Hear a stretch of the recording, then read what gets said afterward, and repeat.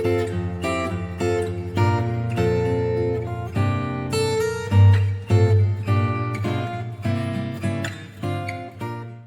বন্ধু বান্ধৱীসকল আপোনালোক সকলোকে পুনৰবাৰ টিপছ অসম ইউটিউব চেনেলটোলৈ স্বাগতম জনাইছোঁ।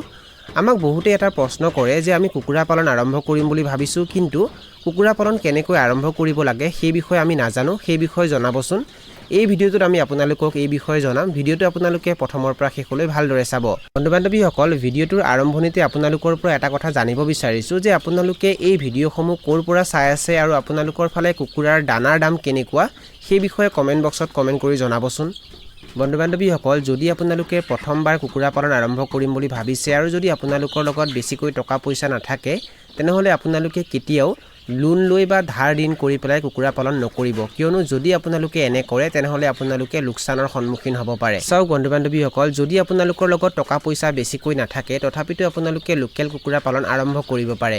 কিয়নো লোকেল কুকুৰাক পোহপাল দিবলৈ বা লোকেল কুকুৰাৰ ফাৰ্ম আৰম্ভ কৰিবৰ কাৰণে বৰ বেছি টকাৰ প্ৰয়োজন নহয়। আপোনালোকৰ লগত যিমানখিনি টকা আছে নাইবা তাতকৈ কম টকাৰেই আপোনালোকে লোকেল কুকুৰা পালন আৰম্ভ কৰিব পাৰে। যদি আপোনালোকে লোকেল কুকুৰাক পোহপাল দিব বিচাৰে তেনেহ'লে লোকেল কুকুৰাবোৰক থাকিবৰ কাৰণে আপোনালোকে এটা গঁৰাল নিৰ্মাণ কৰিব লাগিব। গঁৰালটো আপোনালোকে বেছিকৈ টকা পইচা খৰচ কৰি যে নিৰ্মাণ কৰিব লাগিব তেনেকুৱা ধৰণৰ কথা নহয়। আপোনালোকৰ লগত যদি টকা পইচা বেছিকৈ আছে তেনেহ'লে আপোনালোকে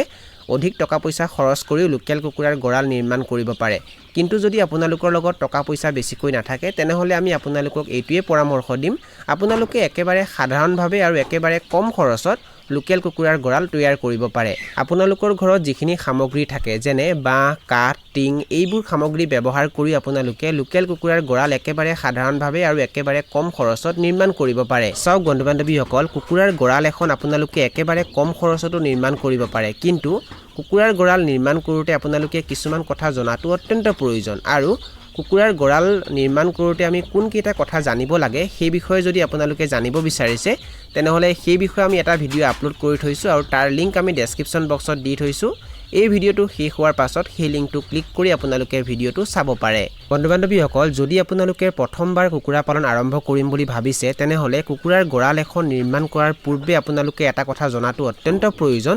যে আপোনালোকে যিটো প্ৰজাতিৰ কুকুৰা পোহপাল দিম বুলি ভাবিছে সেই প্ৰজাতিৰ কুকুৰাৰ বজাৰখন আপোনালোকৰ ফালে কেনেকুৱা।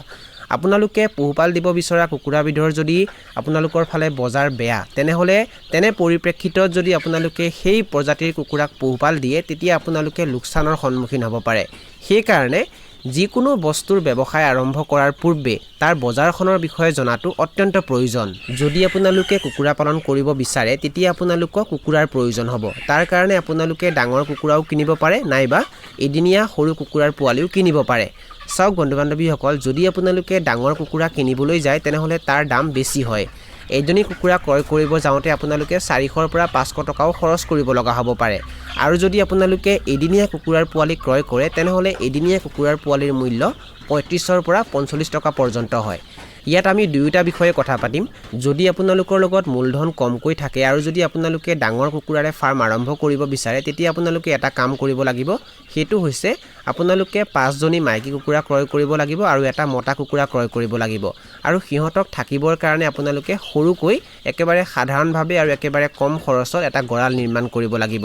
এটা কথা মনত ৰাখিব, গঁৰালটো নিৰ্মাণ কৰোঁতে এজনী কুকুৰাক থাকিবৰ কাৰণে 1.5ৰ পৰা 2 স্কোৱাৰ ফিট ঠাইৰ আৱশ্যক হয় আৰু সেই অনুসৰি আপোনালোকে গঁৰালটো নিৰ্মাণ কৰিব। আপোনালোকে যেতিয়া সেই ডাঙৰ কুকুৰাবোৰ ক্ৰয় কৰি আনিব তেতিয়া সিহঁতক কোনো ধৰণৰ কমাৰ্চিয়েল দানা দিবৰ কাৰণে আৱশ্যক নাই, কিয়নো ডাঙৰ কুকুৰাবোৰক পোহপাল দিবৰ কাৰণে বৰ বিশেষ অসুবিধা নহয়। সেই কুকুৰাবোৰক আপোনালোকে বাহিৰত মুকলি ঠাইত এৰি দিব পাৰে। সিহঁতে বাহিৰত নিজৰ খাদ্য নিজে বিচাৰি ল'ব আৰু ৰাতিপুৱা সময়ত আৰু সন্ধিয়া সময়ত সিহঁতক ঘৰৰ ধান চাউল ছটিয়াই দিব পাৰে আৰু ঘৰৰ যিবোৰ পেলনীয়া খাদ্য থাকে সেইবোৰ সিহঁতক দিব পাৰে আৰু এনেকৈ সিহঁতক পোহপাল দিব পাৰে। যদি আপোনালোকে ডাঙৰ কুকুৰাৰে ফাৰ্ম আৰম্ভ কৰে তেতিয়া তাৰ প্লাছ পইণ্টটো এইটো হয় যে ডাঙৰ কুকুৰাবোৰক বেমাৰ আজাৰে সোনকালে আক্ৰমণ কৰিব নোৱাৰে আৰু সেই কুকুৰাবোৰক কিছুদিন পোহপাল দিয়াৰ পাছত সিহঁতে কণী দিয়া আৰম্ভ কৰে। আৰু যেতিয়া মাইকী কুকুৰাবোৰে কণী দিয়া আৰম্ভ কৰিব তেতিয়া আপোনালোকে সিহঁতক পিছত উমনিত বহাব আৰু উমনিত বহি সিহঁতে পোৱালি উলিয়াব। সেই পোৱালিসমূহ আপোনালোকে এনেকৈ পোহপাল দিব পাৰে, একেবাৰে কম খৰচত পোহপাল দিব পাৰে আৰু মাজে মাজে সিহঁতক কমাৰ্চিয়েল দানাও দিব পাৰে, যাৰ কাৰণে সিহঁতৰ গ্ৰ'থটো ভাল হ'ব। আৰু এনেকৈ যেতিয়া আপোনালোকে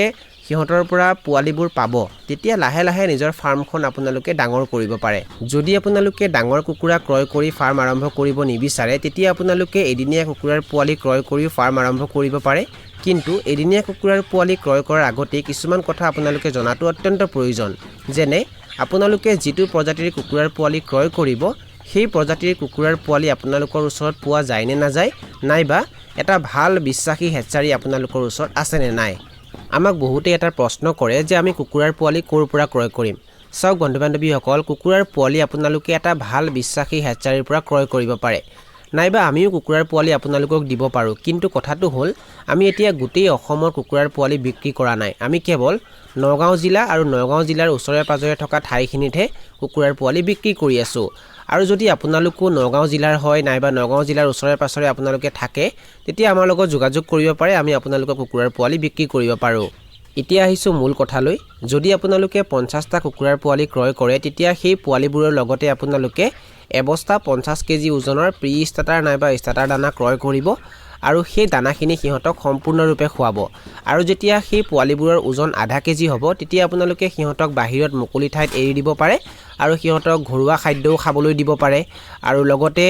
ধান চাউলো মাজে মাজে খাবলৈ দিব পাৰে আৰু লোকেল কুকুৰাৰ কাৰণে ঘৰতে কেনেকৈ দানা প্ৰস্তুত কৰা হয় সেই বিষয়ে যদি আপোনালোকে জানিব বিচাৰে তেনেহলে সেই বিষয়ে আমি বহুতো ভিডিও আপলোড কৰি থৈছো আৰু তাৰ লিংক আমি ডেসক্ৰিপচন বক্সত দি থৈছো এই ভিডিওটো শেষ হোৱাৰ পাছত সেই লিংকটো ক্লিক কৰি আপোনালোকে ভিডিওসমূহ চাব পাৰে বন্ধু বান্ধৱীসকল লোকেল কুকুৰাৰ পোৱালিবোৰক ব্ৰুডিং অৱস্থাতে ভালকৈ চোৱা চিতা কৰিব লাগে কিয়নো লোকেল কুকুৰাৰ পোৱালিবোৰৰ ব্ৰুডিং অৱস্থাতে বেছিকৈ মৃত্যু হয় আৰু যেতিয়া সিহঁতৰ ওজন 150 পৰা 200 গ্ৰাম হয় তেতিয়া সিহঁতৰ মৃত্যু বেছিকৈ নহয় বা সিহঁতৰ মাজত বেমাৰ আজাৰে বেছিকৈ দেখা নিদিয়ে সেই কাৰণে লোকেল কুকুৰাৰ পোৱালিবোৰক ব্ৰুডিং অৱস্থাত ভালকৈ চোৱা চিতা কৰাটো অত্যন্ত প্ৰয়োজন বিশেষকৈ 1 পৰা 30 দিনলৈ যদি আপোনালোকে লোকেল কুকুৰাৰ পোৱালিবোৰক ভালকৈ চোৱা চিতা কৰে তেনেহলে তাৰ পিছৰ পৰা লোকেল কুকুৰাবোৰৰ মৃত্যু বেছিকৈ নহয় বন্ধু বান্ধৱীসকল 1 পৰা 30 দিনলৈ লোকেল কুকুৰাৰ পোৱালিবোৰক কেনেকৈ চোৱা চিতা কৰা হয় সিহঁতক কি দৰৱ খাবলৈ দিয়া হয় কি ভ্যাকচিন দিয়া হয় সেই বিষয়ে যদি আপোনালোকে জানিব বিচাৰিছে তেনেহলে সেই বিষয়ে আমি গোটেইকেইটা ভিডিও আপলোড কৰি থৈছো আৰু তাৰ লিংক আমি ডেসক্ৰিপচন বক্সত দি থৈছো আৰু এই ভিডিওটো শেষ হোৱাৰ পাছত সেই লিংকটো ক্লিক কৰি আপোনালোকে গোটেইকেইটা ভিডিও চাব পাৰে বন্ধু বান্ধৱীসকল 50টা লোকেল কুকুৰাৰ পোৱালিৰ কাৰণে আপোনালোকে দানাৰ বাচন দুটা ল'ব লাগিব আৰু পানীৰ বাচন দুটা ল'ব লাগিব আৰু কুকুৰাবোৰক যিবোৰ বাচন বৰ্তনত দানা পানী খাবলৈ দিয়া হয় সেই বাচন বৰ্তনসমূহ যে আপোনালোকে কিনিবই লাগিব তেনেকুৱা ধৰণৰ কথা নহয় সেইসমূহ আপোনালোকে ঘৰতে প্ৰস্তুত কৰিব পাৰে কুকুৰাবোৰক দানা দিবৰ কাৰণে আপোনালোকে আপোনালোকৰ ঘৰৰ পেলনীয়া কাঁহী নাইবা প্লেট ব্যৱহাৰ কৰিব পাৰে আৰু পানী দিবৰ কাৰণে 1 টকাও খৰচ নকৰাকৈ আপোনালোকে ঘৰতে বাচন প্ৰস্তুত কৰিব পাৰে আৰু হেতু কেনেকৈ সম্ভৱ আৰু কেনেকৈ প্ৰস্তুত কৰিব পাৰি সেই বিষয়ে যদি আপোনালোকে জানিব বিচাৰিছে তেনেহলে সেই বিষয়ে আমি এটা ভিডিও আপলোড কৰি থৈছো আৰু তাৰ লিংক আমি ডেসক্ৰিপচন বক্সত দি থৈছো এই ভিডিওটো শেষ হোৱাৰ পাছত সেই লিংকটো ক্লিক কৰি আপোনালোকে ভিডিওটো চাব পাৰে চাওক বন্ধু বান্ধৱীসকল যদি আপোনালোকে 50টা নাইবা 50টাতকৈ কম কুকুৰা পালন কৰে তেনেহলে সিহঁতক কমাৰ্চিয়েল দানা বেছিকৈ খাবলৈ নিদিব মানে কিনা দানা বেছিকৈ খাবলৈ নিদিব সিহঁতক কমকৈ কিনা দানা খাবলৈ দিব আৰু বেছি পৰিমাণে সিহঁতক ঘৰৰ পেলনীয়া খাদ্য ধান চাউল খাব দিব আৰু ইয়াৰ লগতে আপোনালোকৰ ওচৰত যদি কিবা হোটেল বা ধাবা আছে তাৰ যিবোৰ পেলনীয়া খাদ্য থাকে সেইবোৰ আনি কুকুৰাবোৰক খাবলৈ দিব পাৰে নাইবা আপোনালোকৰ ওচৰত যিবোৰ শাকপাচলিৰ দোকান থাকে আৰু তাত যিবোৰ বেয়া শাকপাচলি থাকে সেইবোৰ আপোনালোকে তাৰ পৰা আনিব পাৰে আৰু আনি কুকুৰাবোৰক খাবলৈ দিব পাৰে আৰু ৰাতিপুৱা সময়ত আৰু সন্ধিয়া সময়ত সিহঁতক অলপ কমাৰ্চিয়েল দানা খাবলৈ দিব পাৰে আৰু বাকিখিনি সময় সিহঁতক ঘৰুৱা খাদ্য খুৱাই পোহপাল দিব পাৰে আৰু যদি আপোনালোকে এনেকৈ কুকুৰাবোৰক পোহপাল দিয়ে তেনেহলে সিহঁতৰ ওজন আহিবৰ কাৰণে অলপমান সময় লাগিব 1 কেজি ওজন হবৰ কাৰণে সিহঁতক মোটামুটি 5 মাহ সময় লাগিব পাৰে কিন্তু আপোনালোকৰ লাভ হ'ব এই 50টা কুকুৰাক যেতিয়া আপোনালোকে পোহপাল দি থাকিব সেই সময়খিনিত আপোনালোকে আৰু কিছুমান কথা শিকিব পাৰে যেনে কুকুৰাবোৰক বিক্ৰী কেনেকৈ কৰিব লাগিব কেনেকৈ বিক্ৰী কৰিলে অধিক লাভান্বিত হ'ব পাৰি নাইবা আপোনালোকে যিটো প্ৰজাতিৰ কুকুৰাক পোহপাল দি আছে সেই প্ৰজাতিৰ কুকুৰাৰ বজাৰ আটাইতকৈ কোট ভাল কোট বেচিলে বেছি লাভান্বিত হ'ব পাৰি এনেকুৱা ধৰণৰ কথা আপোনালোকে শিকি থাকিব যেতিয়া আপোনালোকে কম পৰিমাণে কুকুৰা পালন কৰি এনে ধৰণৰ কথা আগতীয়াকৈ জানিব তেতিয়া আপোনালোকৰ পিছলৈ সুবিধা হ'ব যেতিয়া আপোনালোকে বেছি পৰিমাণে কুকুৰা পালন কৰিব তেতিয়া সিহঁতক বিক্ৰী কৰিবৰ কাৰণে আপোনালোকৰ কোনো ধৰণৰ অসুবিধা নহ'ব আৰু আপোনালোকে অতি সোনকালে নিজৰ কুকুৰাখিনিক অধিক দামত বিক্ৰী কৰিব পাৰিব বন্ধু বান্ধৱীসকল যদি আপোনালোকে প্ৰথমবাৰ কুকুৰা পালন কৰিব বিচাৰে তেনেহলে এটা গুৰুত্বপূৰ্ণ কথা আপোনালোকক জনাই দিব বিচাৰিছো যদি আপোনালোকে 50টা নাইবা তাতকৈ কম কুকুৰা পালন কৰে আৰু যেতিয়া সেই কুকুৰাবোৰ বিক্ৰীৰ উপযুক্ত হয় তেতিয়া সেই কুকুৰাবোৰক আপোনালোকে হোলসেল মূল্যত বিক্ৰী নকৰিব, সেই কুকুৰাবোৰক আপোনালোকে খুচুৰা মূল্যত বিক্ৰী কৰিব। কিয়নো 50টা বা তাতকৈ কম কুকুৰাবোৰক যদি আপোনালোকে হোলসেল মূল্যত বিক্ৰী কৰে তেতিয়া আপোনালোকৰ লাভ বেছিকৈ নহয় নাইবা লাভ নহবও পাৰে। সেইকাৰণে সেই কুকুৰাবোৰক আপোনালোকে ঘৰৰ পৰাই খুচুৰা মূল্যত বিক্ৰী কৰিবলৈ চেষ্টা কৰিব। যদি আপোনালোকে লোকেল কুকুৰাবোৰক খুচুৰা মূল্যত বিক্ৰী কৰে তেনেহলে প্ৰতি কেজিত আপোনালোকে 350ৰ পৰা 400 টকা পৰ্যন্ত লাভ কৰিব আৰু যদি আপোনালোকে সিহঁতক খুচুৰা মূল্যত বিক্ৰী কৰে তেনেহলে 250 টকাৰ পৰা 300 টকালৈকেহে লাভ কৰিব পাৰে। সেই কাৰণে আপোনালোকে এই কথাটো সদায় মনত ৰাখিব। কমকৈ যদি কুকুৰা পালন কৰে তেনেহলে সিহঁতক সদায় খুচুৰা মূল্যত বিক্ৰী কৰিব লাগে। বন্ধু বান্ধৱীসকল, এইখিনি আছিল কিছু তথ্য আমি আপোনালোকক জনালো আৰু যদি আপোনালোকে ভিডিঅ'টো চাই ভাল পালে আৰু ভিডিঅ'টোৰ জৰিয়তে কিবা এটা শিকিব পাৰিছো বুলি ভাবে তেনেহলে অনুগ্ৰহ কৰি ভিডিঅ'টো লাইক কৰি দিব আৰু যিমান পাৰে ভিডিঅ'টো নিজৰ বন্ধুবৰ্গৰ মাজত আৰু পৰিয়ালবৰ্গৰ মাজত শ্বেয়াৰ কৰি দিব। এই ভিডিঅ'টো এইখিনিতে সামৰণি মাৰিছো। ধন্যবাদ।